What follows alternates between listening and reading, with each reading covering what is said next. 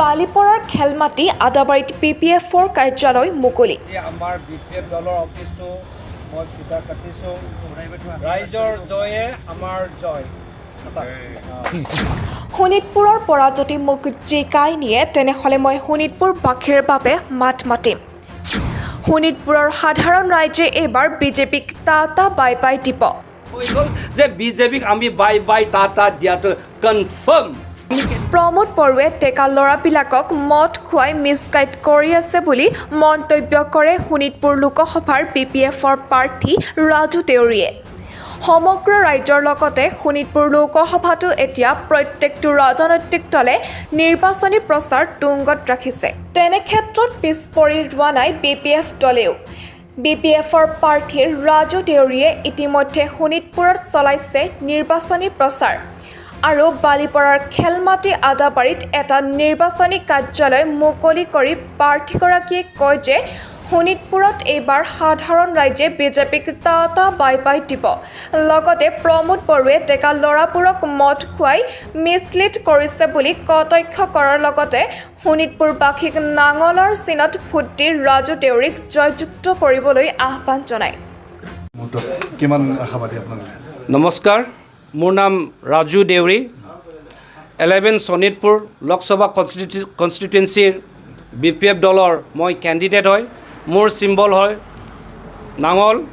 আৰু আমি সকলো আমাৰ শোণিতপুৰৰ সকলো ৰাইজক আমি আহ্বান কৰিম, আমি ৰিকুৱেষ্ট কৰিম যে অসমত আমাৰ যিখিনি সমস্যা আমি এই সমস্যাখিনি এতিয়া নকওঁ, কিন্তু এটাই কথা ক'ম যে ডেম'ক্ৰেচিটো বচাবলৈ হ'লে আমাক অসমৰ হৈ পেলাই শোণিতপুৰ ডিষ্ট্ৰিক্টৰ মানুহ হৈ পেলাই পাৰ্লামেণ্ট ভাল এটা কম্পিটেণ্ট মানুহ, এটা ভকেল মানুহ আমাৰ খুবেই প্ৰয়োজন হৈছে। আৰু তেখেতৰ সেই মাজত হয়তো ময়ো থাকিব পাৰে আৰু কোনে আছে কোনে নাই মই এইটো ক'বলৈ নাযাওঁ, কিন্তু আমি এজ এ লিটাৰেট ছ'চাইটিৰ পৰা এটা one of the most highly qualified আপোনাৰ যি কয় শোণিতপুৰ কনষ্টিটুৱেঞ্চি হয়, ইয়াৰ পৰা ভাল মানুহ এটাক আমি ইয়াৰ পৰা প্ৰতিনিধিত্ব কৰি পেলাই দিল্লীত পঠোৱাটো আমাৰ কৰ্তব্য বুলি আমি ভাবিছোঁ। আৰু ইয়াতে এটা কথা কওঁ যে এতিয়া one nation one culture one language theory যেতিয়া আহিব তেতিয়া আমি অসমীয়া মানুহৰ আমাৰ কালচাৰটো ডাইলুট হৈ গুচি যোৱাটো confirm, number 1। Number 2, fundamental right যিবিলাক আছিলে, ফ্ৰীডম অফ স্পীচ আছে, সেই বস্তুখিনি ডাইলুট ক'ৰবাত নহয় ক'ৰবাত হ'বই। কেলৈ এতিয়া যিটো প্ৰমাণ হৈ আছে এট প্ৰেজেণ্ট চিটুৱেশ্যনটো, এই ডেঞ্জাৰ চিটুৱেশ্যনত গৈ আছোঁ, আমি ডেঞ্জাৰ জ'নত গৈ আছোঁ। কাৰ ইমপ্লিমেণ্ট হ'বলৈ গৈ আছে তাত আমাৰ ইফেক্ট হ'ব। UCC আহিছে, তাত ট্ৰাইবেলবিলাকৰ ইফেক্ট হ'ব। আমাক জাতি মাটি বেটি ৰক্ষা কৰি বুলি কোৱা চৰকাৰে আজি আমাক জাতি মাটি বেটি ৰক্ষা কৰা নাই। বহুতখিনি গাঁৱত মাটি ফটা এতিয়ালৈকে হোৱা নাই। BJP ৰুলিং গভৰ্ণমেণ্ট ফটা দোলটো সদায় বজাই আছে। তেখেতসকলে বিজেপিৰ পাৰ্টীয়ে কি কৈ আছে যে মানুহবিলাকক চাইক'লজিকেল মেণ্টেলি থ্ৰেটেন দি আছে, কি অৰুণোদয় আঁচনি কাটি দিম আৰু লাখ টকীয়া বাইদেউ বনাই দিম বুলি এইবিলাক প্ৰলোভন দি পেলাই আমি গোলাম হ'বলৈ গৈছিলোঁ। আমি হিষ্ট্ৰীত পঢ়িছিলোঁ শ্লেভ মেণ্টেলিটিটো কি, শ্লেভ কালচাৰ কি, শ্লেভ কেনেকুৱা আছিলে, সেই বস্তুটো সকলো এডুকেটেড মানুহে গম পায়। আৰু ইয়াতে আৰু এটা কথা কওঁ, ফ্ৰান্স ৰেভলিউশ্যন যেতিয়া হৈছিলে তাত দুটা ক্লাছ আছিলে, হেভ আৰু হেভ নট, ৰিচ আৰু পুৱাৰ। সেই কণ্ডিশ্যনটো অসমত হ'বলৈ গৈ আছে। এটা শ্ৰেণী ধনী, এটা শ্ৰেণী দুখীয়া। আমি দুখীয়া শ্ৰেণী অসমৰ ৰাইজৰ আমাৰ জীয়াই থকাৰ অধিকাৰটো শেষ কৰিবলৈ গৈ আছে এই প্ৰেজেণ্ট গভৰ্ণমেণ্টৰ। সেইকাৰণে পাৰ্লামেণ্টত গৈ পেলাই শুই থকা মানুহক আমাক নালাগে, অসমৰ পৰা ৰিপ্ৰেজেণ্ট কৰা পাৰ্লামেণ্টত গৈ পেলাই য়েছ মেন হৈ থকা মানুহক আমাক নালাগে। আমাক লাগে এনেকুৱা এজন ব্যক্তি যিজন মানুহে অসমৰ কাৰণে পাৰ্লামেণ্টত চিঞৰিব পৰা, পাৰ্লামেণ্টত যুক্তি সহকাৰে লজিকেলি ডিবেট কৰিব পৰা মানুহ আমাক এজন প্ৰয়োজন হৈ আছে বুলি আমি ভাবিছোঁ। সেইকাৰণে BPF দলৰ পৰা মই ৰাজু দেউৰী এজন কেণ্ডিডেট হয়। আৰু মই ভাবোঁ যদি আমাৰ শোণিতপুৰ ৰাইজে মোক যদি চিলেক্ট কৰি পঠিয়ায়, definitely certainly I will raise the voice, I will speak on behalf of my Sonitpur constituency people for the welfare and development of my people. Certainly I will protect my Assamese people. I will definitely protect the culture and all the niti niyam of my Assamese people of Assam, particularly 11 Sonitpur constituency. Thank you.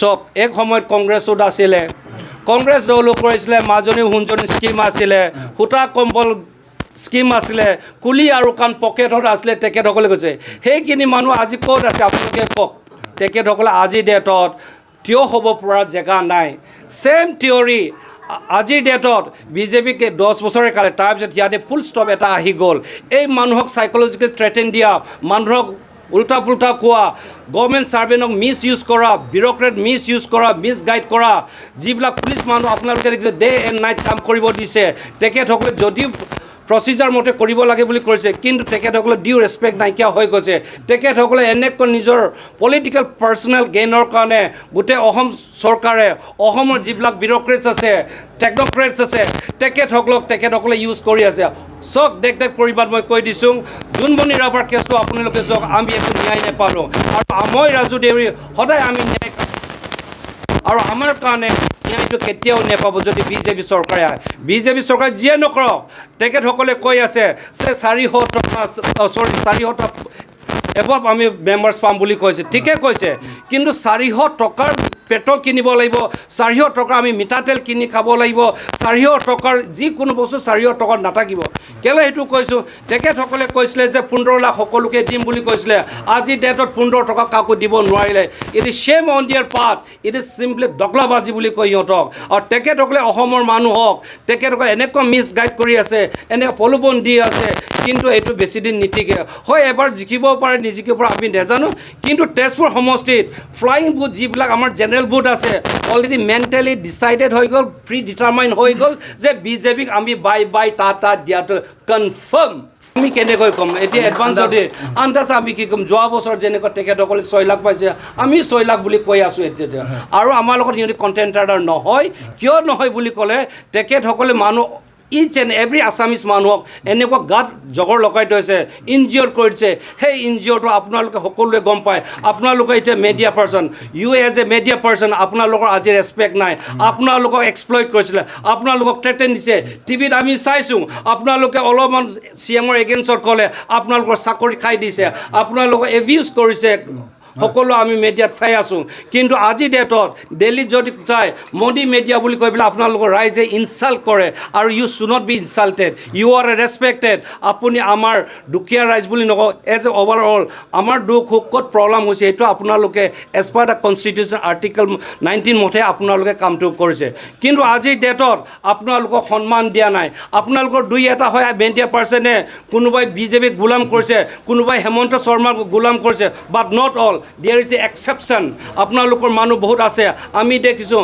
মিডিয়াই দিন ৰাত অসমৰ বিভিন্ন সমস্যা highlight কৰিছে আমি তেখেতসকলক সদায় চাইল্যুট কৰোঁ আমি তেখেতসকলক সহায়ো কৰিম ফিউচাৰত আৰু তেখেতসকলক আমি সেইটোৱে ক'ম যে yes you should have a principle in life মানুহৰ প্ৰিন্সিপাল থাকিব লাগে মানুহৰ কাৰেক্টাৰ থাকিব লাগে মানুহৰ মৰেল ৰেছপনচিবিলিটি থাকিব লাগে এটকা দুটকাৰ কাৰণে কাৰেক্টাৰটো বেচিব নালাগে whether you are media whether you are government bureaucrats you are technocrats or student leader, any organization, we should have a moral character.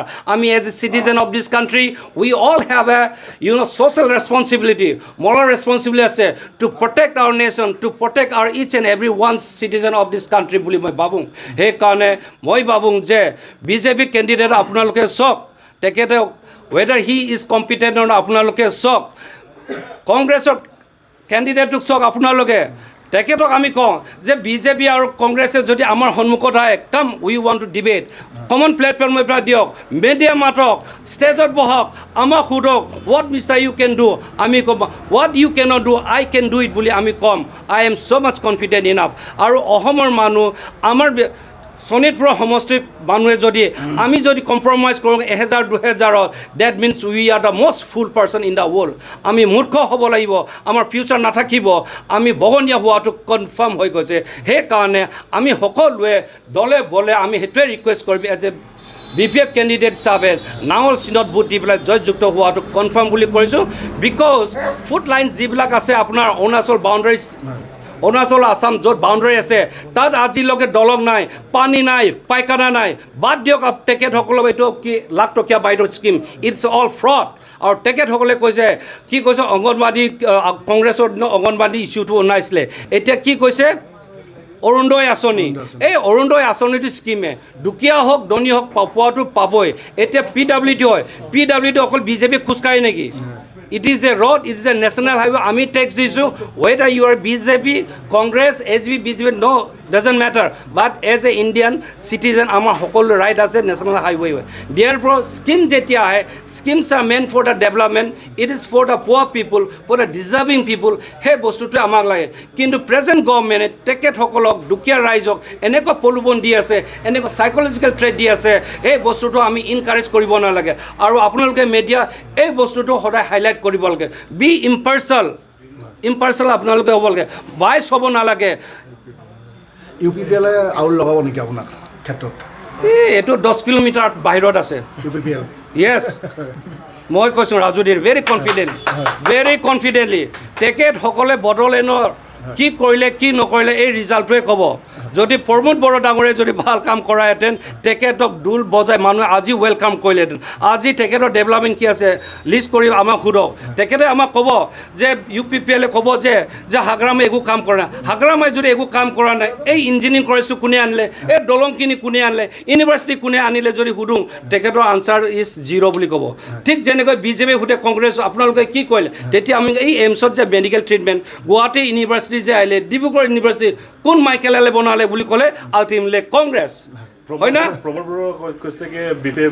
BPF আৰু সি এতিয়া কি বিজনেছ কৰিছে, ডেকা ল'ৰাবিলাকক ইউথছবিলাকক মদ খুৱাই পেলাই মিছলিড কৰি আছে। আমাক ইকনমিক এম্পাৱাৰমেণ্টত সি লৈ যোৱা নাই, ছ'চিয়েল ডেভেলপমেণ্ট একো কোৱা নাই, চেনচিটাইজ কৰা নাই, লিগেল এৱেৰনেছ কৰা নাই, মানুহৰ অধিকাৰ কাৰণে তেখেতে একো এটা ছেমিনাৰ কৰা নাই। আজিৰ ডেটত all the councils, not only Pramod Boro, even আপুনি যদি 6 শিডিউলত যায়, কাৰ্বি আংলঙত যদি যায়, হাফলঙত যদি যায়, এটাই কালচাৰ এটা আহিছে অসমত, বিহুৰ জেগাত কি কৰিছে এগ্ৰিকালচাৰ ফেষ্টিভেল। মিচিঙৰ জেগাত এগ্ৰিকালচাৰ ফেষ্টিভেলটো এটাই হ'ব লাগে, কেনেকৈ 4টা জেগাত হয় কওকচোন। দেউৰী মানুহৰ ফেষ্টিভেল আহিছে, এগ্ৰিকালচাৰ ফেষ্টিভেল, পইচাটো ডাইভাৰ্ট কৰিছে প্লাছ মানুহবিলাকৰ মাইণ্ডটো ডাইভাৰ্ট কৰিছে, মানুহবিলাকক এলেহুৱা কৰিছে, মানুহবিলাকক আমাক ভিখাৰী বনাইছে। আমাক এই যিবিলাক আদানী আম্বানী কোম্পানীৰ অসমীয়া ৰাইজক কোচ কলিতা আহোম মৰাণ মটকক আমাক চকীদাৰ বনাইছে। আৰে we are educated, we cannot be a slave. Businessman কৰিবলৈ আছে, বিজনেছ কৰ, আৰু আমি শ্লেভ হ'ব নোৱাৰোঁ। আমাৰ তেজত শ্লেভ মেণ্টেলিটি নাই। আৰু অসমৰ ৰাইজে যদি BJPক যদি ভোট দি জিকায়, শ্লেভ মেণ্টেলিটি হ'ব লাগিব। আমি শ্লেভ হোৱাটো কনফাৰ্ম, এইটো মই কৈ দিছোঁ। Thank U.